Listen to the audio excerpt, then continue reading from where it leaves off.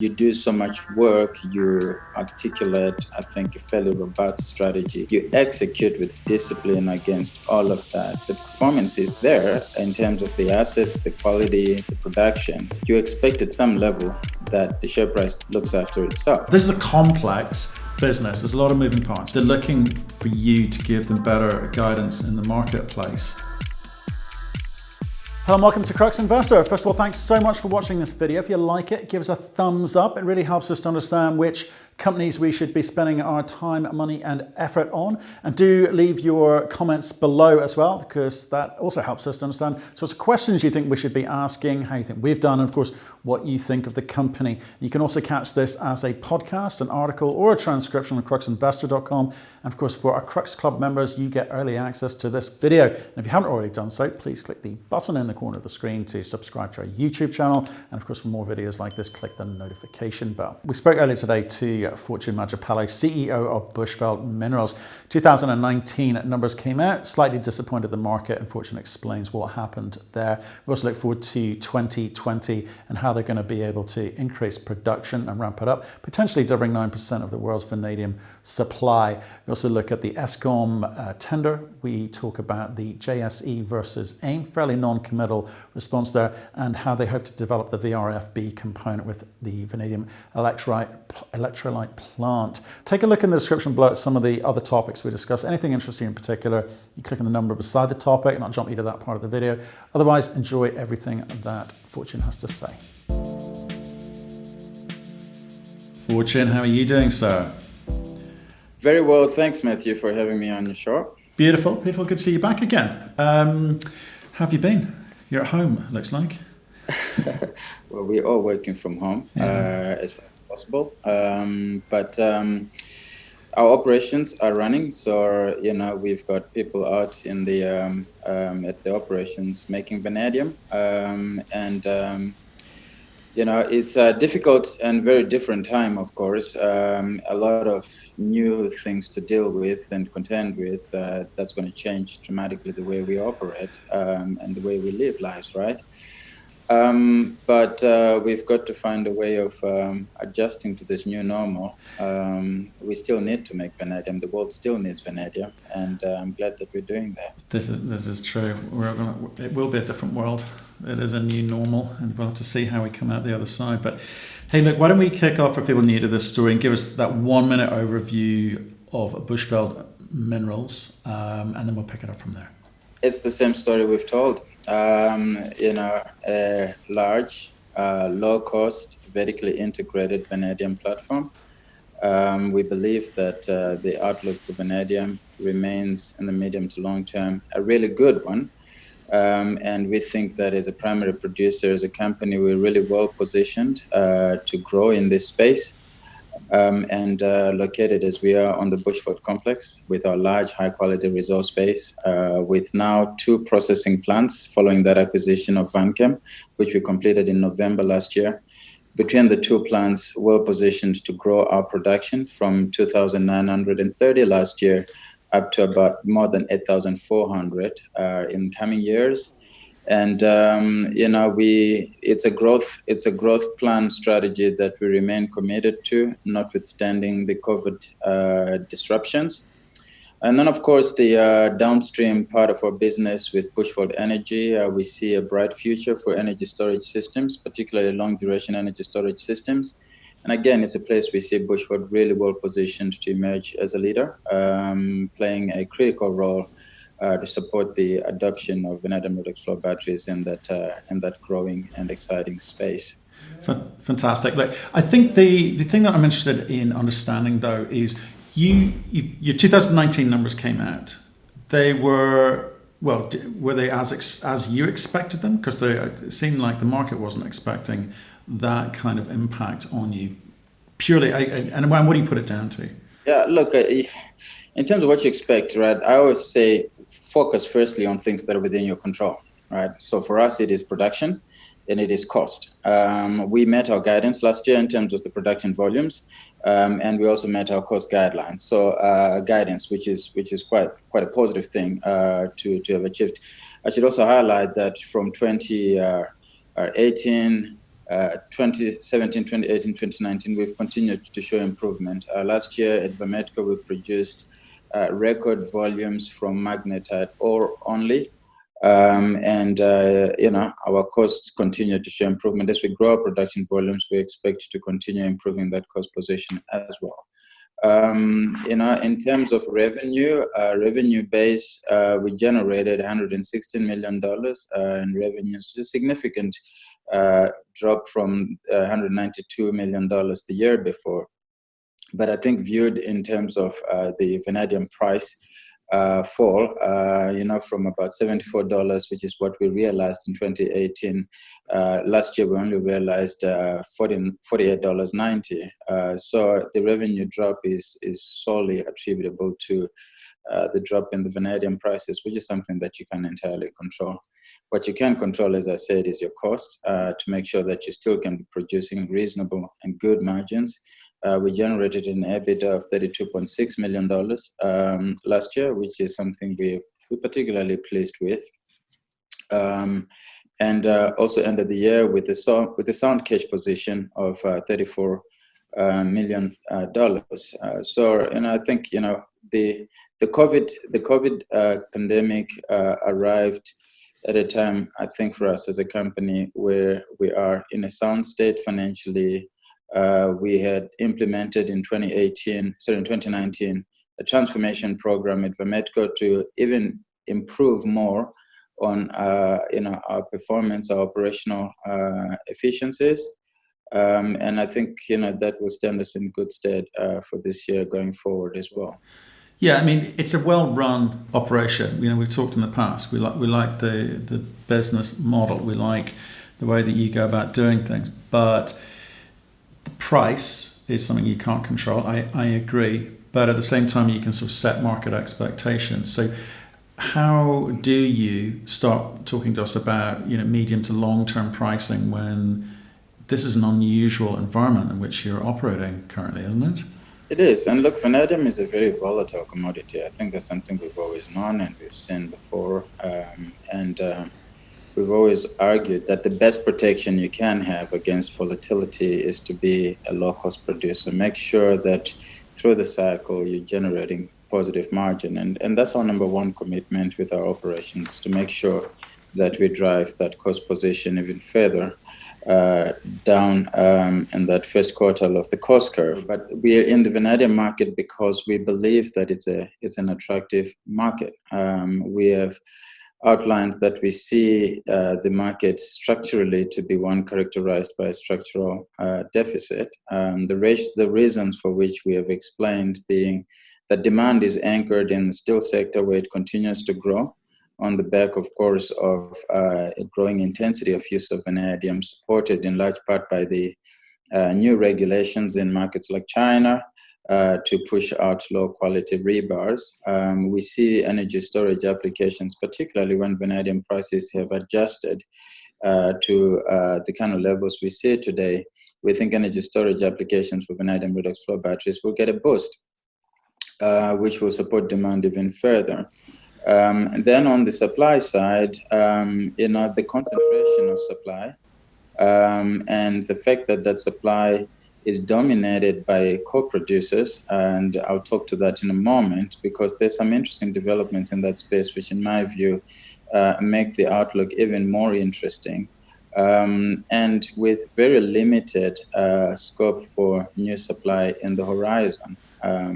So when we talk about a structural deficit, that thesis is one that we still think is a medium to long-term feature of the vanadium market, which is one of the reasons, by the way, why we remain committed to our growth plan, and because we think that it is primary producers who ideally are well suited to meet this growing requirement for vanadium.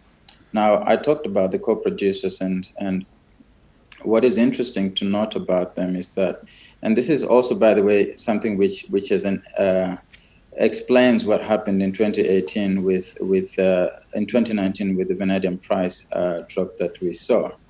It is a couple of things. One is we saw in 2019 steel production, crude steel production in China grow quite strongly.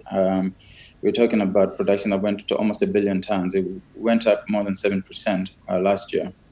At the same time, we have iron ore prices that averaged above $90 per ton. This is in part still due to the tailings, the supply disruptions associated with the Brazilian tailings dam collapse, plus logistics constraints associated, we think, with the COVID will continue to impact in some ways the iron ore market. But with a high iron ore price, the incentive for co-producers to blend their captive deposits with hematite ores, which we have argued in the past, limits the amount of vanadium slag produced by co-producers. In 2019, what we actually saw was co-producers really ramping up their production and operating at near full capacity. So what you ended up with is, at the back end of 2018 and 2019, we saw an increase in niobium imports into China because, of course, vanadium prices had gone all the way up to about 130. You have a highest vanadium slag production in China, and therefore you have high vanadium units production. And then you have an implementation of the new standards that is not as strict as was anticipated. The result, of course, was a perfect set of circumstances to see vanadium price retraction that we saw. But as I said, if co-producers are operating at near full capacity today, and if the growing intensity of use will continue to support vanadium growth, according to Roskill, just in the steel sector, vanadium consumption is set to continue growing at about 2.2% per annum. You have to ask the question where the vanadium units are going to come from to close that gap. And if we look within the supply picture, if you take out capacity expansions, such as the ones we are doing as Vametco, at Vanchem, or the likes that you'll have seen, the likes of Lago Resources talking about, or restarts, of which they're very, very limited. In the restart space, you're looking at the likes of Vindemura in Australia. All the ones I've talked about are primary producers, right? Then you have to look at what projects are under development, undergoing different stages of feasibility studies. Most of those projects are co-production facilities that require substantial capex and that are really dependent on steel market economics to make sense. Our own view internally is that those projects have got a very low likelihood of coming on stream. And that is why we argue that primary producers do need to gear up to increase their production to meet this growing demand going forward. So on that basis, if you then ask the question about our outlook on vanadium prices, the question you have to ask yourself is going to be a question around what you see as the incentive price for new vanadium supply to come on stream. On a greenfield basis, if you're not talking South Africa, where you've got the type of grades that you see in South Africa, or Brazil, where you're talking grades like you see Lago has, the only other places you're going to look at the kind of grades you have, the vanadium price you need to support new supply development is significantly north of the kind of levels we see today. And that is why we still do think that there is more upside to the vanadium price than there is downside. What I'm trying to get at is what are the things that you can do? You've talked about keeping costs low. You're lowest quartile producer, fantastic.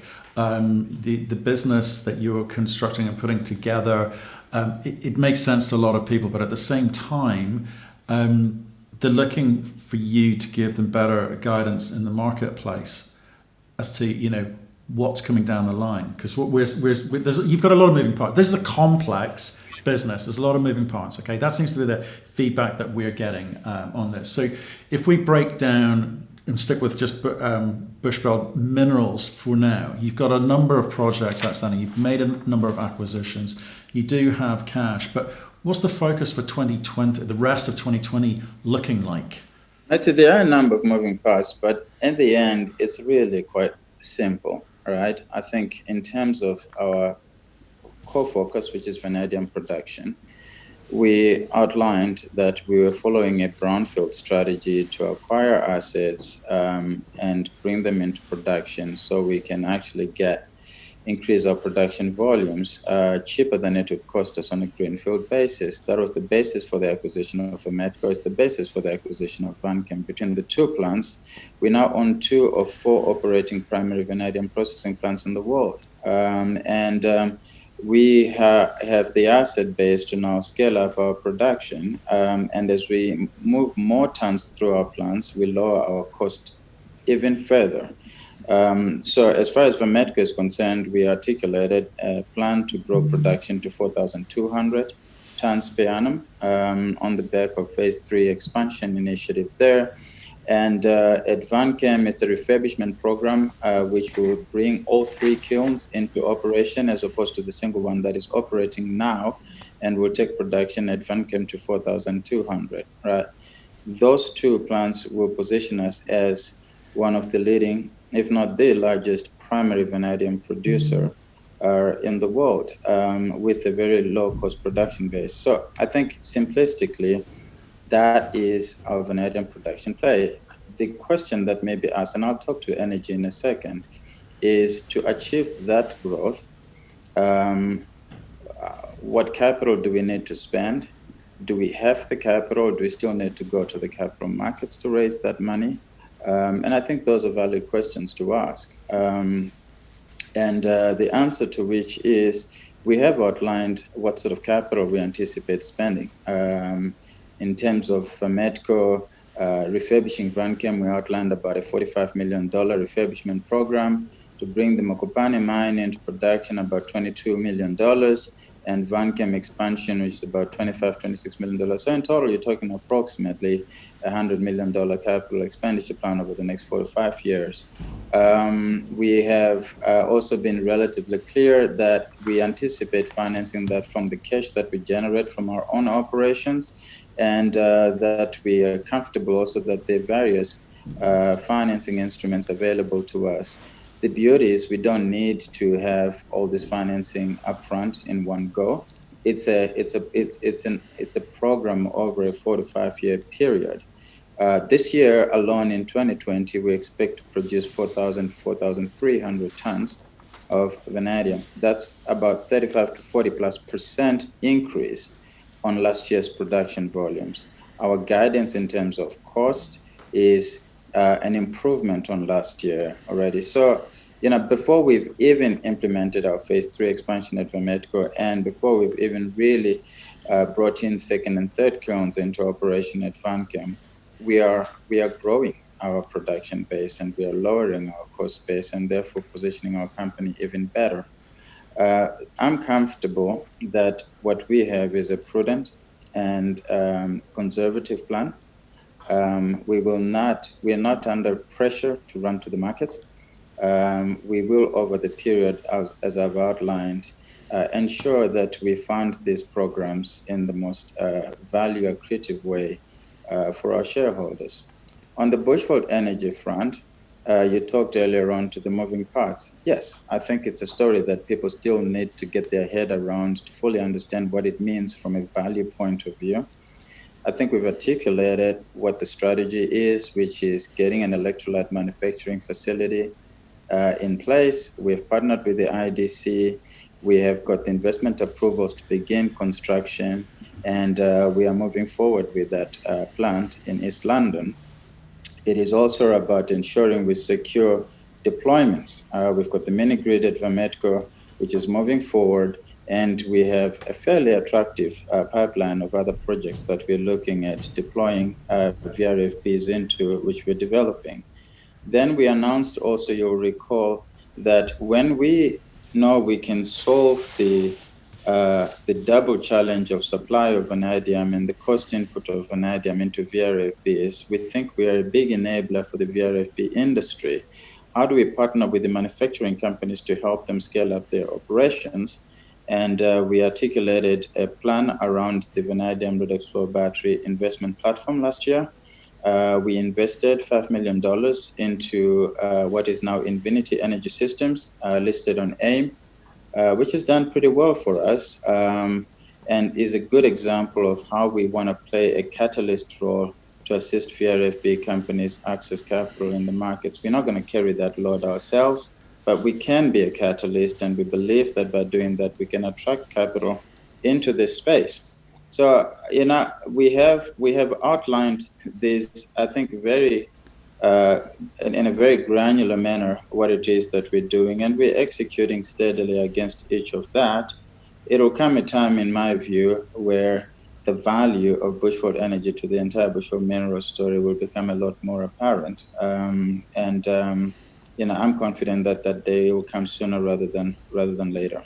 Okay, if I may, let's come back to Bushveld Minerals, because there's a few questions. You used the word granular there, and I hope you don't mind if we get a little bit like that now.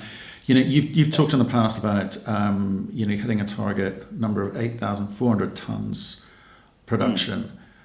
How do you go from getting up to 4,200 and up to 8,400? What's the time frame? How much money? What are the plans as of today?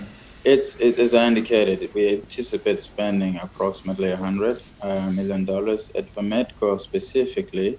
It's largely debottlenecking initiatives, and we have a plant which is mine. You crush, you mill, you do magnetic separation, you roast in the kiln. So it's quite a long flow sheet, and we spent a huge chunk of our efforts in the initial phases at Vametco focusing on the upstream, which is our crushing and our milling circuit, our MagSep concentration capacity, and going forward, more work will then be on the downstream aspects of the plant to ensure that we get more throughput through the plant. That we expect to do over the next. I think we've indicated a time frame of 3 to 5 years.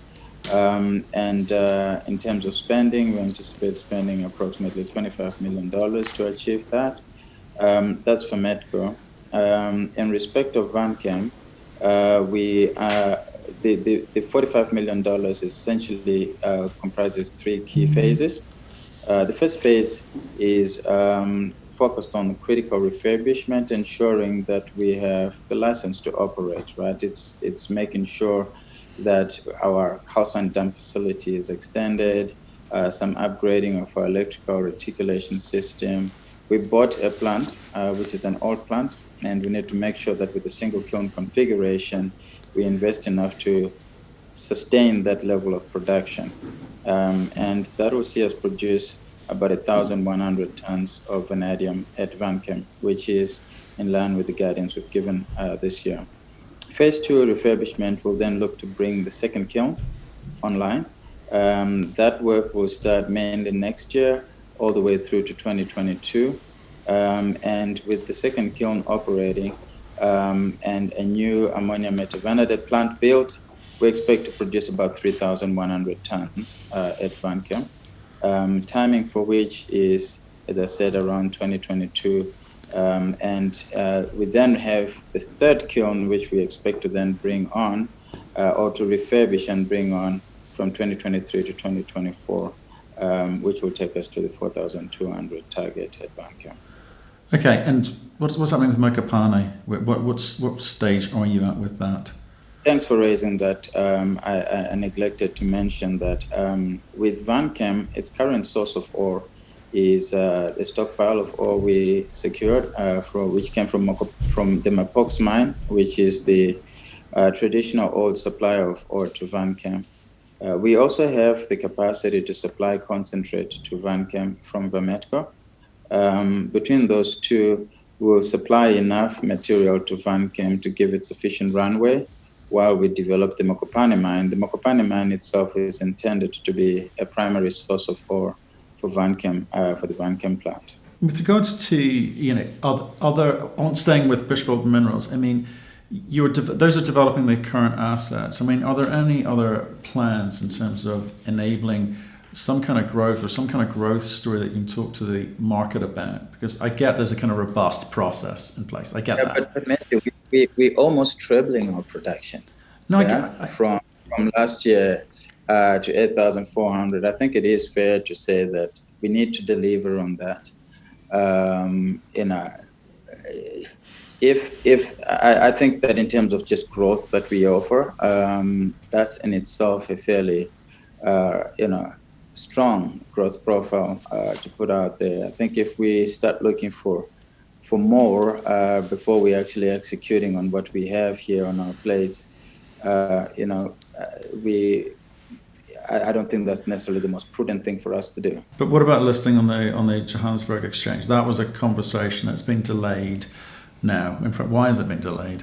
The reason it was delayed is that last year we were busy completing the acquisition of Vanchem, and we were listing on the JSE. How we treat Vanchem in our books was something that we had to deal with, and there was just no way that we were going to be able to,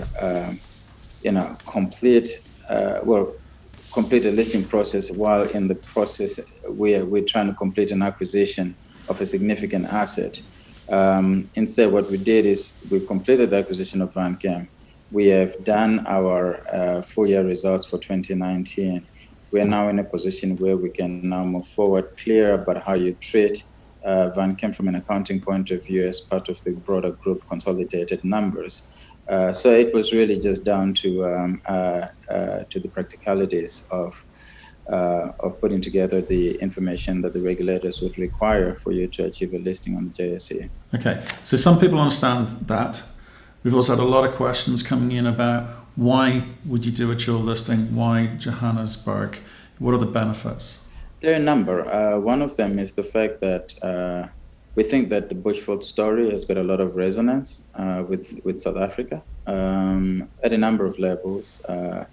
The growing calls for in-country beneficiation of materials. There's a growing, I think, narrative around African countries increasing their share of the battery metals value chain. And I think you will see increasing policy support for those sort of initiatives. We think that being, with asset base in South Africa, the investor base in South Africa will have a better appreciation of what we have, and then overlay all of that with some constraints that local capital pools have in terms of investing outside of South Africa. We felt that the best way to give them an opportunity to participate in our story would be to list on the JSE. Okay, and can you explain what is the price? You've indicated already that it could be quite time consuming if you've got other things going on. What is the process? Because again, it's another question we've been asked. What is the process? What's the cost? It's not entirely that much different from the process of listing on any other exchange, AIM or London. It is that you have to put together an admission document. You have to make sure that you have, all the financial reporting that goes with that. It's the issue for us, as I said, wasn't so much about the costs or the length of that process. It was just down to the practicalities of how you incorporate an asset that you're still in the process of acquiring. Okay, and no plans to delist from AIM. It was a question sent in. Matthew, I can't give you a straight answer about that. I will be honest with you and tell you that we're very frustrated as a company in terms of you do so much work, you articulate, I think, a fairly robust strategy, you execute with discipline against all of that, and the performance is there in terms of the assets, the quality, the production. You expect at some level that the share price looks after itself, right?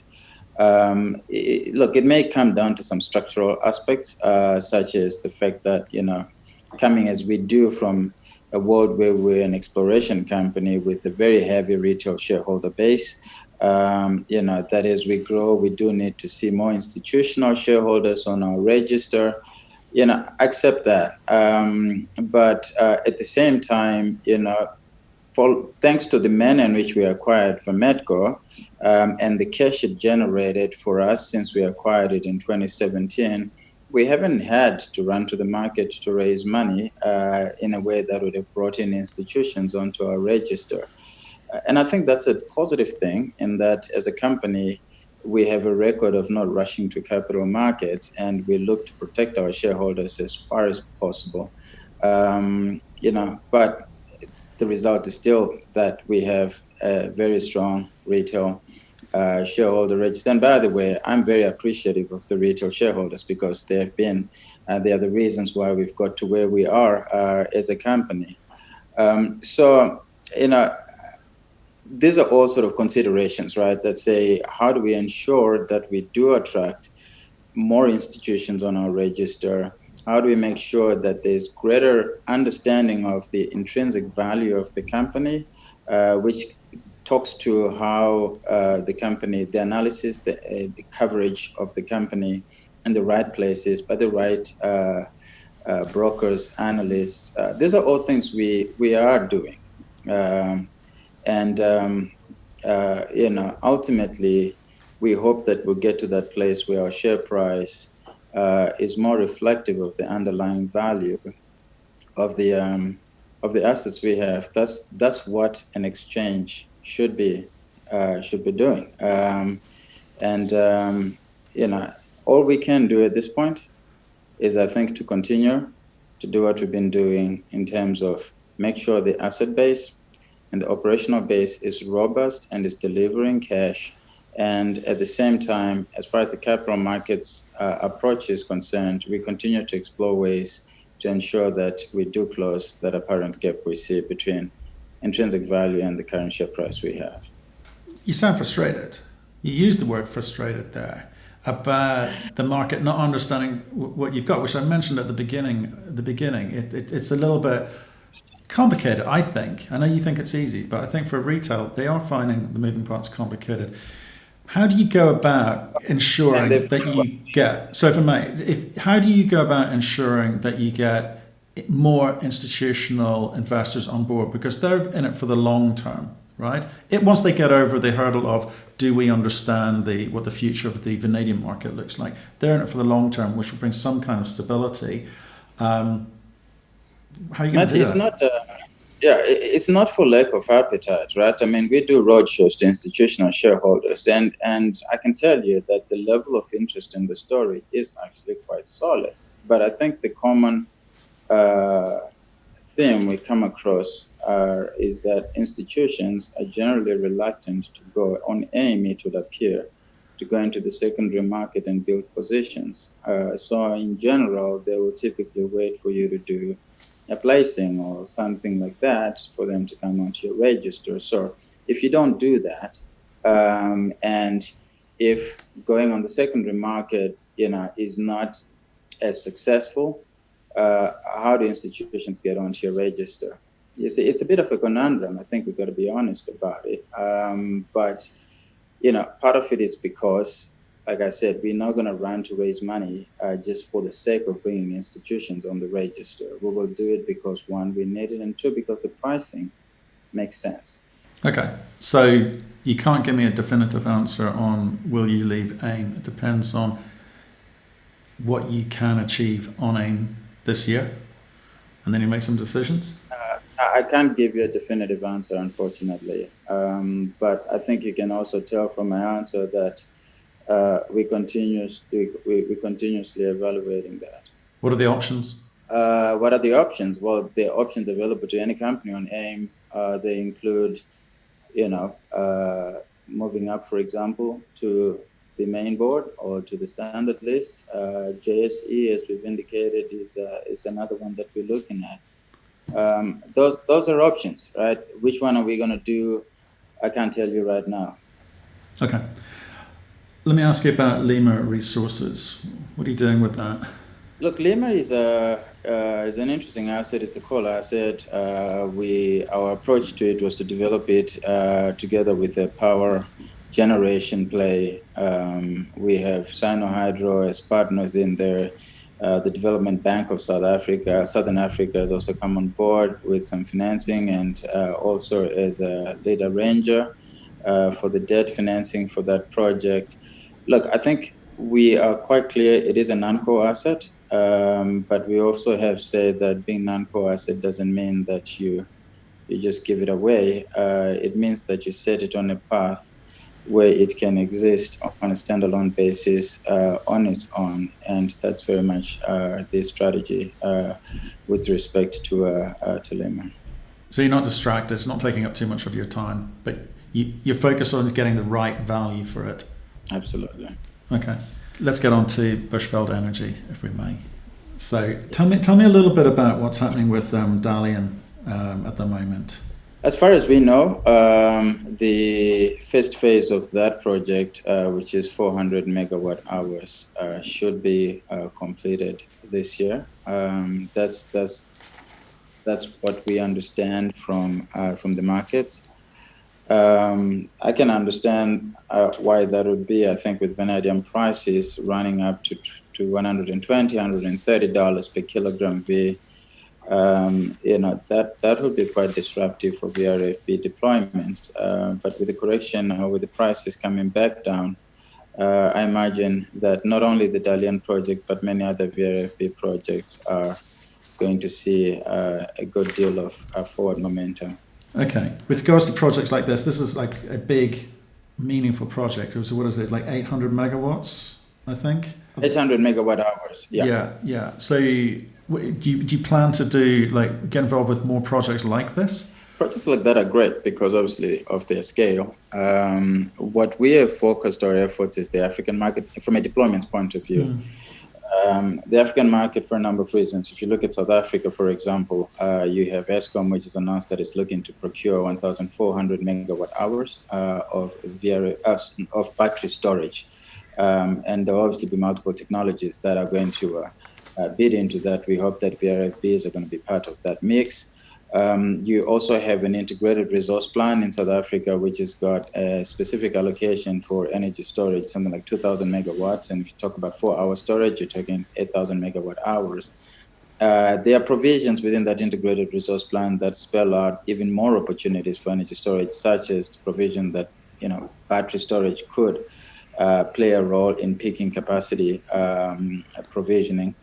And then, of course, you have the provision that was announced earlier this year that companies that want to generate power for their own consumption will be able to do that under a significantly reduced regulatory framework. To the extent that sees a lot more self-generation projects, they're more likely going to be renewable energy based, and with that, we expect that there'll be great opportunities for energy storage deployments.